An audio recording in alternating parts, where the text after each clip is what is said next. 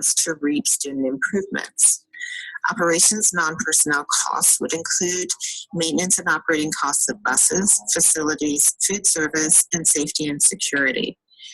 Leadership non-personnel costs would include school and district administrative office supplies, copier leases, and maintenance agreements, postage, and legal services. Now I'd like to turn it back to Dr. Bell to explain how this data will be reported. Dr. Bell for the record. So as a fiscal transparency reporting options, the table displays total per pupil, federal pupil, state, local per pupil by state and district and school level reporting. So these are just some example tables I created to kind of demonstrate what we're working on for the display. So the slide shows the ESSA requirements, how the ESSA requirements will be displayed in tabular format in the Nevada report card. Data will be displayed as total per pupil expenditures, federal per pupil expenditures, and state and local per pupil expenditures. Data will be disaggregated by state and district and local level. Graphical representations will accompany any data tables as well as downloadable Excel files and PDFs. I will turn it over to Gabrielle Lamar, who will present on the implementation challenges and benefits of ESCA fiscal reporting. Good morning, Gabrielle Lamar for the record.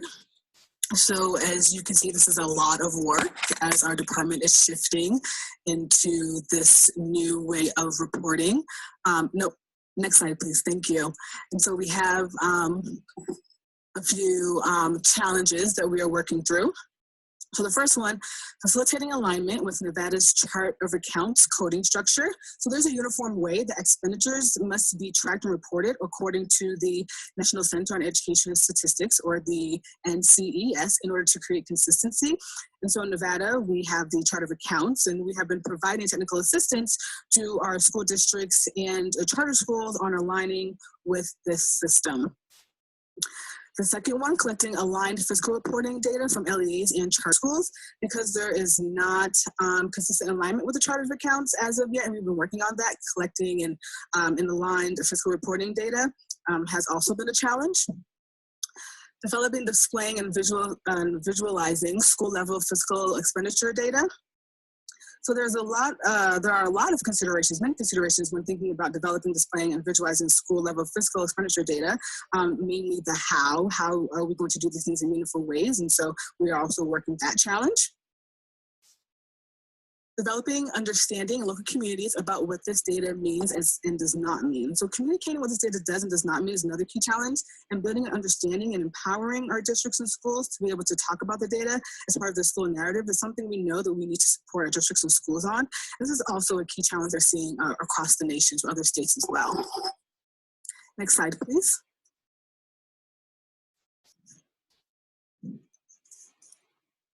However, we want to be sure that we discuss the benefits to this as well. Oh, previous slide, please. Thank you. So one benefit is transparency. So being able to share information about per pupil expenditures in an open, transparent way is a critical benefit of this requirement. School districts and communities and families can then have open conversations about spending. Providing data for more equitable and accountable local decision-making. So we want to ensure that at all levels, state, district, and school, we are using data-driven decision-making. And typically when we say this, we know we were talking about student performance data. However, there are powerful stories behind how we spend funding, and those are critical conversations to have as we talk about how to drive student outcomes as well. Comparison of best practices and opportunities for improvement. This data will help us to continuously improve as we are constantly trying to do and make strategic decisions around funding. And lastly, this does meet the federal compliance measures. So ESSA was very intentional, and the co-authors in Congress were very intentional about wanting state schools and districts to take a deep dive into examining resource allocations in order to more equitably distribute resources across our schools and our school districts. And so this requirement gives us that benefit as well. Next slide, please. So now we've had quite a bit of collaboration and consultation and thought partnership in this work. So first here, NDE has established a financial transparency work group. This is a cross-agency collaboration that has members from teams such as fiscal, grants, and also on the programmatic side, Office of Student School Supports and our data accountability team.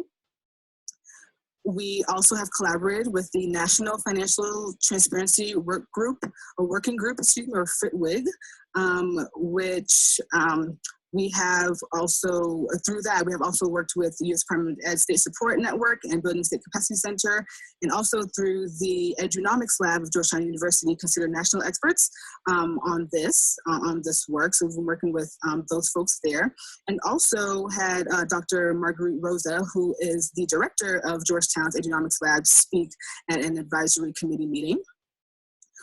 We've also been engaging stakeholders. So we have a data visualization steering committee that includes members include political, educational, and community leaders from across Nevada, because we know that our stakeholders are critical and crucial to this process. So we have this steering committee to serve as thought partners with us. This was created last summer.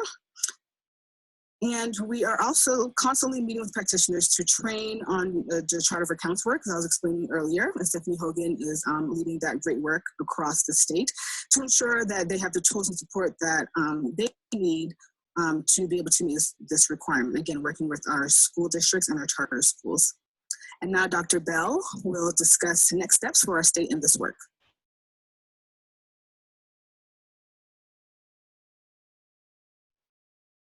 Stephanie Hogan for the record. Before we turn it over to Dr. Bell to discuss next steps, we wanted to review the next slide regarding transparency in the pupil-centered funding plan. This slide demonstrates continued collaboration exists between the lanes of work being performed to achieve financial transparency.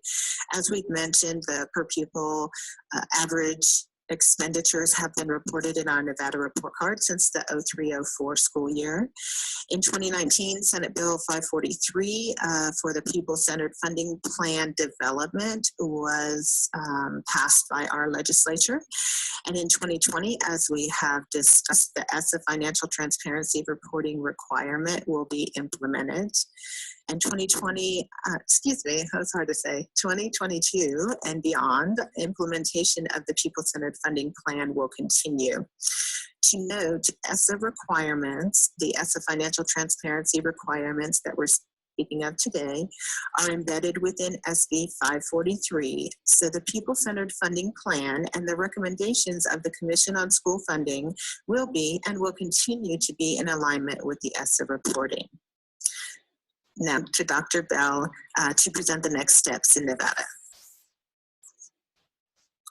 Patrick Bell for the record. So what are the next steps for Nevada? Development, we're currently working with our vendor, eMetric, to develop more interactive graphic and comparison enhancements to the fiscal tab for the Nevada report card. That would include meeting the requirements for the ESCO fiscal transparency reporting, as well as developing tabular formats, interactive graphical formats to better display and communicate the data to our stakeholders.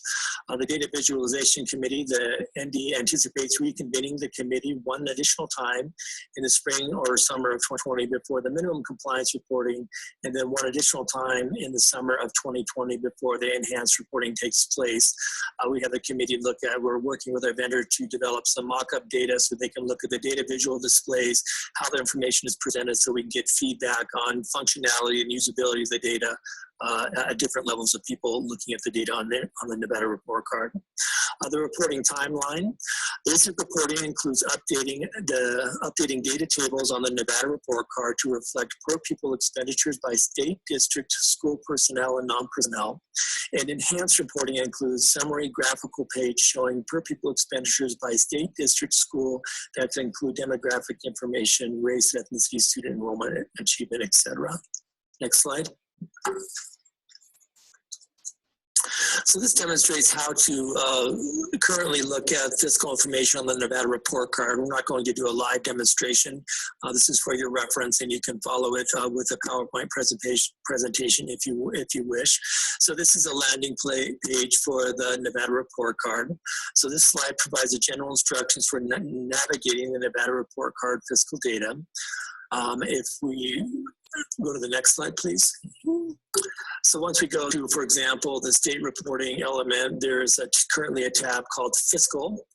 We're considering changing that to per pupil expenditures or something more relevant to greater understanding of what the information provides. So this slide shows the current display on the report card landing page for fiscal data. With the ESSA update, the graph will show total expenditures broken up by federal, state, and local, and personnel and non-personnel expenditures. So we're currently working with our vendor on how this graphical display might work with enhanced requirements. And on this page, if you click on to view more detailed report, you can go to the next slide. So again, this is an example of some of the data that can be provided. Initially, it looks at state. You can disaggregate state to individual districts and individual districts to individual schools. And the fiscal information tab allows for the viewing of data broken down by instruction, instructional support, leadership, and total expenditures. Data is visible in both dollar amounts and percentages. Data can be disaggregated by state, individual districts, and individual schools. And again, data files can be downloaded in Excel or CSV files and PDFs. So currently there's a great deal of interaction that is currently on the website with our current requirements, and we plan on expanding this and expanding the visual capabilities to meet the ESSA required reporting. Next slide.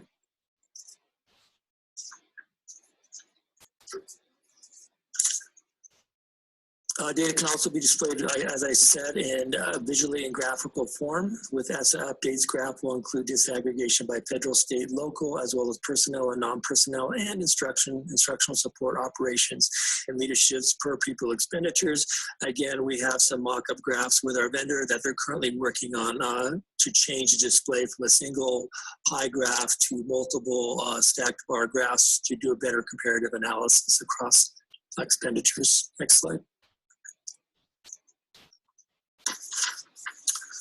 These are our fiscal transparency resource and links page. You can click on any of these active links to get more information, including viewing the Nevada report card. Next slide. And that concludes our presentation, and we are open for questions. Thank you. Thank you. Very, very well done. Very informative. One quick question. If and when our funding formula gets implemented and perhaps funded, where would, I imagine that would show up most in the individual school data? And where else might that be reflected as sort of the anomaly when we're comparing these different categories? Anyone? Stephanie Hogan for the record.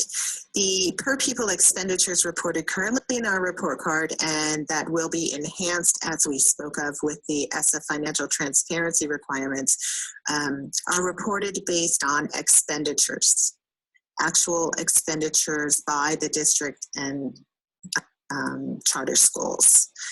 So it would be reflected in how they are expending those dollars.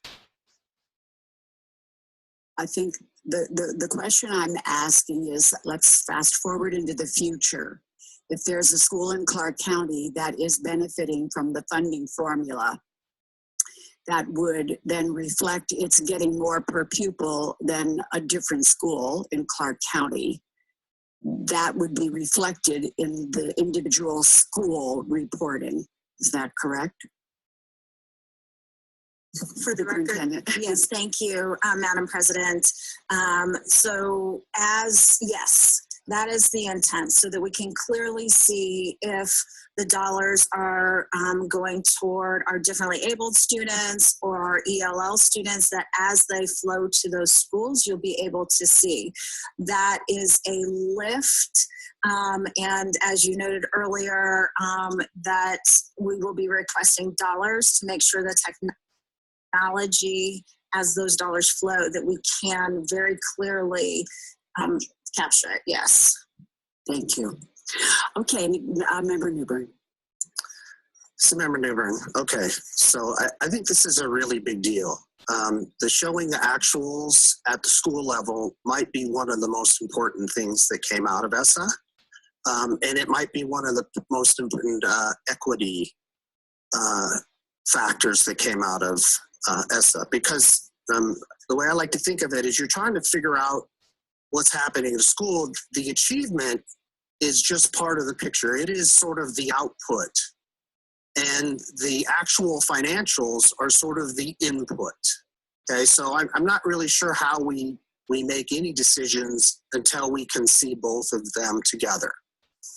Now, one of the things I want to make sure is that we're seeing actual salaries for that school and that we're not somehow getting district average salaries flowing in. Because if a school is staffed with all brand new teachers and long-term substitutes versus a school that's staffed with the most senior staff, actually they're spending vastly different amounts of money on staffing, where we've received reports from some districts when they use average teacher salaries, it makes it look like they are paying the same at both schools. So I want to make sure that it's actuals and that we will be able to see that difference at the school level between a school that's staffed with all brand new teachers and a school that's staffed with all much more expensive, highly experienced teachers. So I guess, so I'm looking for 2 yeses. So just looking page 5, that format is one you'd like to see per school. Remember, I think we're going to see that per school. The question is, are the expenditures for instruction, are those the actual salaries and benefits for the teachers at that school versus being a district average? So if it's all new teachers, then there should be a lower number there, versus if it's all highly experienced teachers, there should be a higher number there, assuming the same number of teachers. I want to be able to see that, because we went 4 years ago, we had an enormous battle during the reorg to get an analysis of average unit cost. And it's hard to describe the pushback that we got from CCSD at the notion of ever actually showing that. Okay, that no, you can never show what we actually spend at schools. So I'm still looking for 2 yeses that they're actuals and that we'll be able to see that at the school level. I'm sorry. Thank you, Madam President. For the record, Superintendent Ebert, what I want to make sure I phrase it right, and then I'm going to phone a friend. So the first one is not only what is allocated to the school from general fund that is pushed out to the school districts and schools, but actual expenses, right, which is different, because once the dollars flow out, that sometimes they get moved between categories and used in different ways, and or, as you stated, the salaries we know of a first-year teacher versus a 30-year teacher are not the same. Is that correct? Yes, that's what I want to make sure, that it's actual expenses. Okay, because what I'm looking for is when we can finally, and I've never got the impression that we could ever do this before, we can finally look at a school and say what is actually going in versus what's actually coming out. Then you can start running a graph, and Marguerite Rosette shows this graph of similarly situated schools, how much they're actually spending per student versus what their actual performance is. Okay, so then you can finally ask questions of, why are 2 schools that are getting the same amount of money, serving the same students, getting a vastly different outcomes? Okay, because I just don't think we could ever answer that question before until ESSA came, until this new requirement. So, I mean, I think it's a huge deal to where we can finally start to look at, if schools are getting different performances, how are they spending their money differently? So this is President Wynn. It was my understanding in the reorg that each individual school was going to have its own budget, that it would be allocated a sum of money, and then its council, its internal council, was going to be able to determine how, along with the principal, of course, how they would allocate that pool of money. So someone would, I would imagine there are individual budgets per school. But those budgets are determined Member Newman, using an average teacher salary.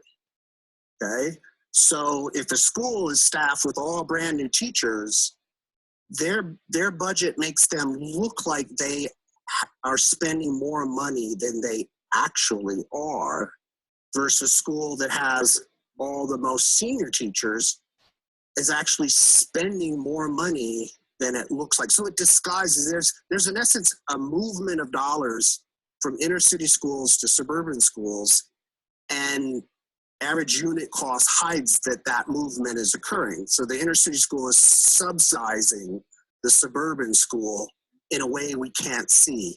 And the goal is that we should at least be able to see what is really being spent at a school, because until then, we've had organizations, even UNLV, have done an analysis looking at schools, and because the real dollars are hidden, they've concluded that more money doesn't help achievement. But that's because they're never really looking at what's actually being spent. And so the goal is to finally get to that position where you could answer that question. And I just don't think we've ever been there before. And I want to make sure that we're going to get there. And also, I guess to follow on President Nguyen's question, is that going forward, we would like to be in a position where state and local dollars are broken up by base and weights. Okay, so if base is moving between schools, we should be able to see it. Or if the weights aren't making it to the schools, we should be able to see it. When I'm out talking to community and the business industry, the biggest complaint I get is their perception that there's a lack of financial transparency. Okay, and in a way, there has been, but this is our answer. If we get this right, then we can always show, we will have that financial transparency. And I can say, look, go here, it'll show you exactly what's going into that school. Okay, so I'm harping a little bit because I think this is an important moment that's going to give us some tools that where we can finally answer questions and be accountable to the public where we haven't been. So Superintendent, you can respond, but just before that, I mean, if each school is required to have a projected budget and then compared to an actual budget at year end, but is broken down in the categories that reflect salaries paid and number of teachers, then that's the kind of detail information we're looking to recapture. Remember, if it's actual salaries, so it's actual salary spent on those teachers in those schools and not a district average. Superintendent? Member Melcher? Yes, just if I can add something here. When I was running schools, we always had a budget that the principal could control for operations, for supplies, and those things. The budget for the salaries of staff and their benefits was still held at the district level. They allocated the number of teacher positions based on our population and so on, but we didn't have the ability to move that money around if we hired, say, a less expensive teacher versus a more veteran teacher who would cost more. That money was at the district level. So reporting that, I think, is important by school to see that, but it doesn't mean that that money was, if I had less money, that my students were getting less in the classroom. There was still a formula for instructional and operational funding. Now, that said, I'd be willing to bet it's done differently at school districts, and they're not all the same in how that's done, unless I am way old in my thinking there. So I think we need to be careful how we're looking at all of it. It's good to see the total funding per school, but the definition of that, I think Member Newberg is is right on trying to make sure we have that transparency, but we need to make sure that just because a school gets more funding doesn't mean they can move it around if that's not the case. Yeah, this is Member Newbern. I think there can be a difference between how the district budgets, but there can be no ambiguity that actuals at the school level mean actual salary and benefits for the teachers at that school. Okay? Okay, because it may be different up there, but down here we've had an issue where schools just perennially get brand new teachers and they actually become a kind of funding mechanism for schools in the suburbs. Okay? So I'm just making sure there's no ambiguity that when we say actuals, it's actual dollars spent on teachers at that school. Okay, and not a district average. They can use district averages for their budgeting and their planning, but the ESSA report says actuals. Superintendent, do you wish to comment? Thank you, Madam President. We have Heidi Hartz, our Deputy Superintendent for our Business and Finance Services, who I see has prepared her big binder in front of her to help bring clarity to some of these questions. Thank you. Please do.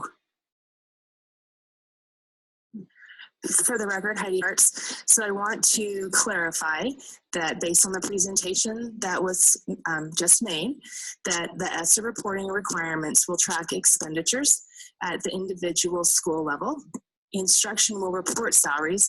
However, it will not segregate the salary expenses by professional type. So it will all be rolled together. Teachers and paraprofessionals will be reflected in one lump sum. I would also note that Senate Bill 543, which includes the People-Centered Funding Plan, does require that individual schools would separately account for the adjusted base per pupil funding that they receive from their school district, and then separately account for weighted funding for each of the four identified student categories that would be funded through the People-Centered Funding Plan.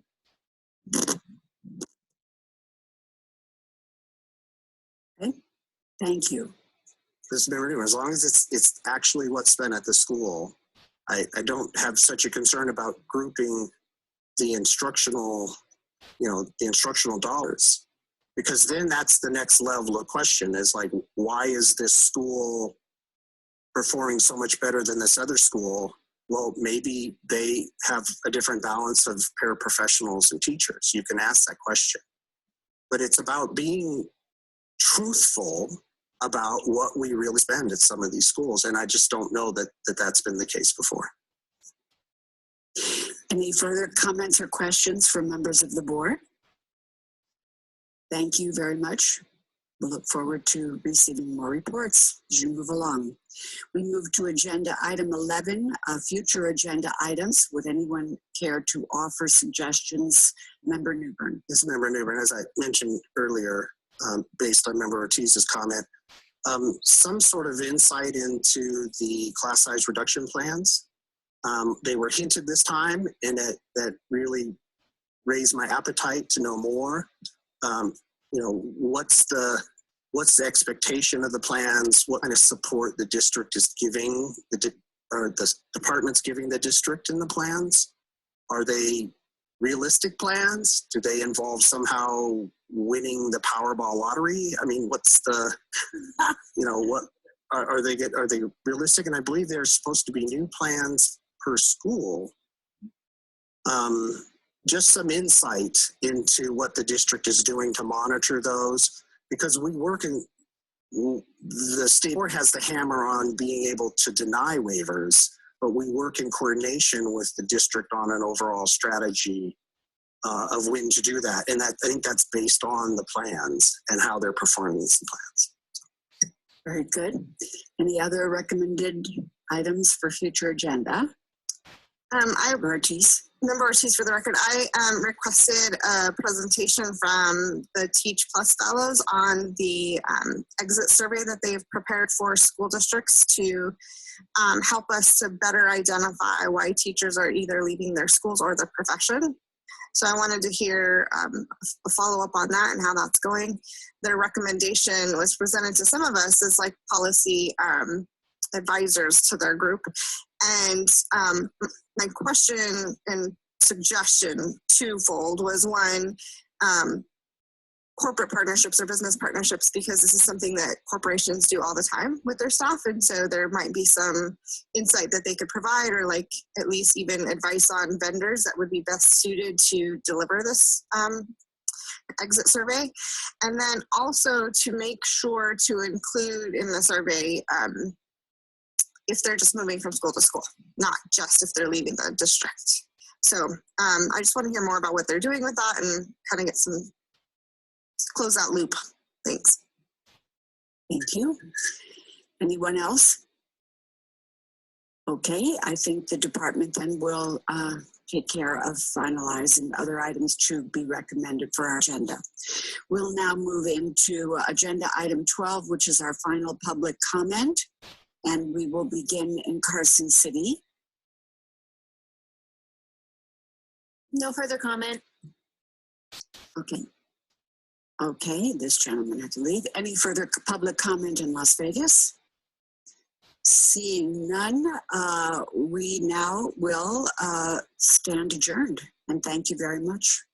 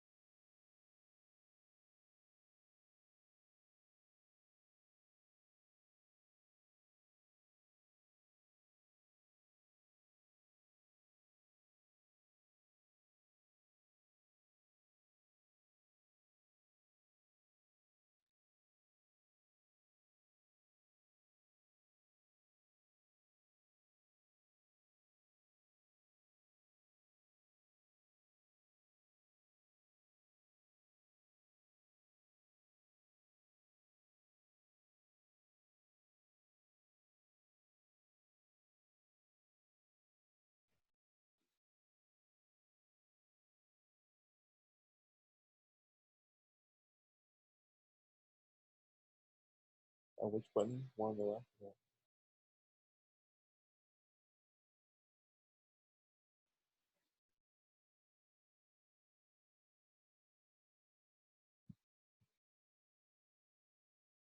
I stopped it.